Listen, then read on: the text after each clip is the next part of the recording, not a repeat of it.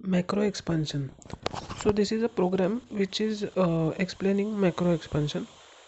Hash define upper 25 main int I. So I is an integer. Now for loop for I is equal to 1 semicolon I is less than or equal to upper then semicolon I plus plus printf slash n percent d comma I. So slash n is written for a writing in next line.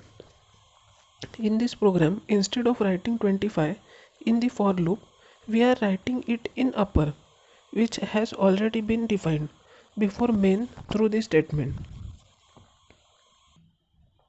Hash define upper 25. This statement is called macro definition or more commonly a macro. So hash define upper 25. So these such kind of statements are called macro definition or simply they are called as macro.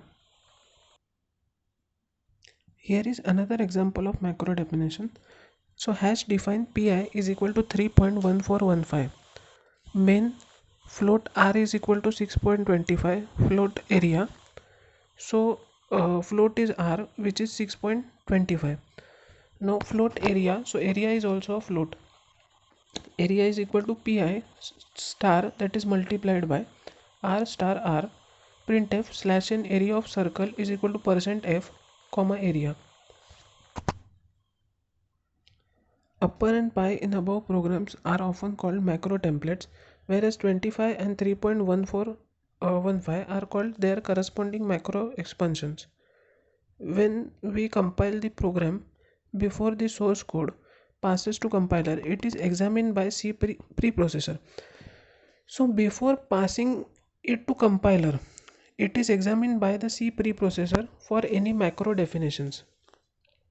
In C programming, it is a customary to use capital letters for macro template.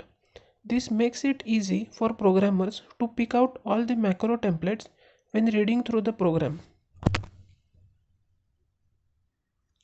Note that a macro template and its macro expansions are separated by blanks or tabs. A space between hash and define is optional. Remember that a macro definition is never to be terminated by a semicolon.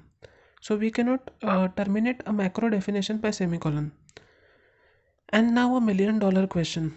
Why use hash define in the above programs? So this is a very interesting question, that why we are using hash define in the above programs. What we gained by substituting pi for 3.14 in our program, and there are so many such instances where a constant doesn't reveal its purpose so readily. For example, if the phrase uh, slash x1b2 causes the screen to clear, but which would you find easier to understand in middle of your program slash x 1b 2j or clear screen. Thus we would use the macro definition hash define clear screen. So using this code uh, is difficult than using hash define clear screen. Whenever the clear screen appears in program, it would automatically be replaced by this number, that is slash x 1b 2j before compilation begins. So writing hashtag define clear screen, so this is easy as compared to writing its code. So that is why hash define directive is important and it is frequently used in programs.